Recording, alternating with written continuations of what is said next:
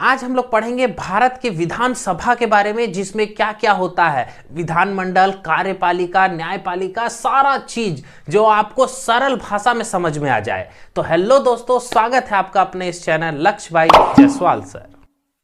हम लोग आज भारत सरकार के बारे में जानेंगे। इसको 3 भागों में बांटा गया है। सबसे पहला है विधायिका, जिसको लेजिस्लेचर कहते हैं। दूसरा है कार्यपालिका, जिसको एग्जीक्यूटिव कहते हैं। और तीसरा है न्यायपालिका यानी जुडिशरी। तो आज हम लोग सबसे पहले विधायिका के बारे में जानेंगे, जिसे हम लोग लेजिस्लेचर कहते हैं। जितना भी नियम कानून बनता है वह लेजिस्लेचर में बनाया जाता है, यानी विधायिका के द्वारा बनाया जाता है। और जो नियम कानून बन जाता है फिर उसको लागू करने का काम किसका होता है?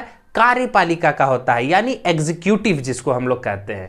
उसके बाद जो हमारा जुडिशरी है यानी न्यायपालिका, वह उसी नियम कानून के अंतर्गत अपना न्याय देती है। तो इस तरह से इसे 3 भागों में बांटा गया है। अब आइए इसके बारे में और थोड़ा सा जानते हैं।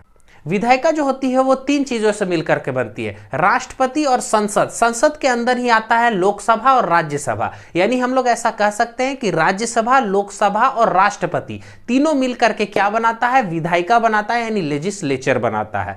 आपको यह पता होगा कि जो हमारी लोकसभा की सीट है वो अभी 543 यानी 543 है, और जो हमारा राज्यसभा है उसका अभी वर्तमान में अगर सीट जाने तो 245 है, जिसमें 12 सीट राष्ट्रपति द्वारा चुने गए व्यक्ति को दिया जाता है। उसके बाद अब हम लोग पढ़ते हैं कार्यपालिका, जिसको एग्जीक्यूटिव कहते हैं। कार्यपालिका में औपचारिक जो प्रधान होता है वो राष्ट्रपति होता है, और जो एक वास्तविक प्रधान जिसको कहते हैं वो प्रधानमंत्री होता है, यानी कि प्रधानमंत्री ही सारा काम करता है।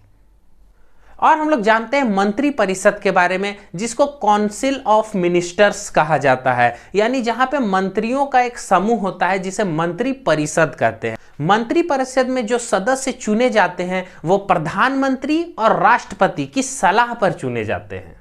इसमें 5 स्तर के सदस्य होते हैं। अगर हम लोग पहला देखें तो इसमें कैबिनेट जो सबसे महत्वपूर्ण है, जिसको कैबिनेट कहा जाता है या मंत्रिमंडल कहते हैं। हमें पता है कि लोकसभा में चुने गए प्रतिनिधि जनता द्वारा चुन करके आते हैं, और जिनका बहुमत ज्यादा होगा उनके अनुसार प्रधानमंत्री चुना जाता है। और जो मंत्री परिषद होता है वो लोकसभा के प्रति उत्तरदायित्व होता है। तो आज हमने जाना कि एग्जीक्यूटिव, जुडिशरी और लेजिस्लेचर तीनों का काम क्या क्या होता है, कौन नियम बनाता है और कौन उसका पालन करता है। तो आई होप आपको बहुत कुछ पता चल गया होगा इसके बारे में। अगर आपको यह वीडियो अच्छा लगा हो तो इसे लाइक कीजिए, शेयर कीजिए और सब्सक्राइब कीजिए। Thank you.